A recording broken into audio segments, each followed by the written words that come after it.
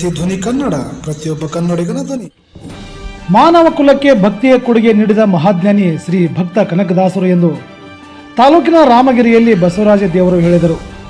ಹೌದು, ಮಾನವ ಕುಲಕ್ಕೆ ಭಕ್ತಿಯ ಕೊಡುಗೆ ನೀಡಿದ ಮಹಾಜ್ಞಾನಿ ಶ್ರೀ ಭಕ್ತ ಕನಕದಾಸರು ಎಂದು ಮನ್ಸೂರು ರೇವಣಸಿದ್ದೇಶ್ವರ ಮಠದ ಪೂಜ್ಯರಾದ ಬಸವರಾಜ ಮಹಾಸ್ವಾಮಿಗಳು ಹೇಳಿದರು. ಅವರು ಗದಗ ಜಿಲ್ಲೆ ಲಕ್ಷ್ಮೇಶ್ವರ ತಾಲೂಕಿನ ರಾಮಗಿರಿ ಗ್ರಾಮದಲ್ಲಿ ಲಕ್ಷ್ಮೇಶ್ವರ ತಾಲೂಕಾ ಕುರುಬರ ಸಮಾಜದ ವತಿಯಿಂದ ಹಮ್ಮಿಕೊಂಡಿದ್ದ ಭಕ್ತ ಕನಕದಾಸರ 536ನೇ ಜಯಂತ್ಯುತ್ಸವದ ಕಾರ್ಯಕ್ರಮವನ್ನು ಡೊಳ್ಳು ಬಾರಿಸುವ ಮೂಲಕ ಜ್ಯೋತಿ ಬೆಳಗಿಸಿ ಕಾರ್ಯಕ್ರಮವನ್ನು ಉದ್ಘಾಟಿಸಿ ಮಾತನಾಡಿದರು.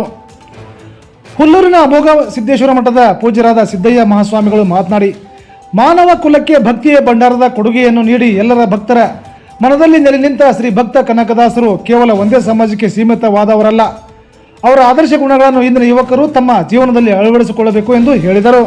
ಈ ಕಾರ್ಯಕ್ರಮದಲ್ಲಿ ಮಾಜಿ ಶಾಸಕರಾದ ರಾಮಣ್ಣ ಲಮಾಣಿ, ಜಿಎಸ್ ಗಡ್ಡದೇವರ ಮಠ್, ರಾಮಕೃಷ್ಣ ದೊಡ್ಡಮನಿ, ಕುರುಬ ಸಂಘದ ತಾಲೂಕಾಧ್ಯಕ್ಷ ಶೇಖಣ್ಣ ಕಾಳೆ, ವೈಎನ್ ಗೌಡರ್ ಅವರು ಕಾರ್ಯಕ್ರಮ ಕುರಿತು ಮಾತನಾಡಿದರು.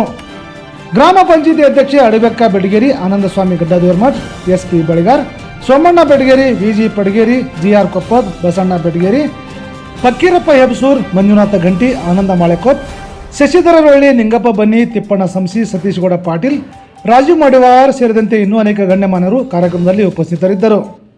ಸಣ್ಮುಖಯ್ಯ ಅಮೋಯ್ಮಠರವರು ಡೊಳ್ಳು ಬಾರಿಸುವುದರ ಮೂಲಕವಾಗಿ ಕೂಡ ಈ ಒಂದು ಕಾರ್ಯಕ್ರಮವನ್ನ ಉದ್ಘಾಟಿಸ್ತಾ ಇದ್ದಾರೆ. ಬಹುಶಃ ಈ ನಾಡಿನಲ್ಲಿ ಯಾವುದೇ ಒಂದು ಶುಭ ಕಾರ್ಯಗಳು ನಡಿಬೇಕಾಗಿತ್ತಂದ್ರೆ ಅಲ್ಲಿ ಗರಿ ಕಂಬಳಿ ಇರಬೇಕು, ಮತ್ತೊಂದು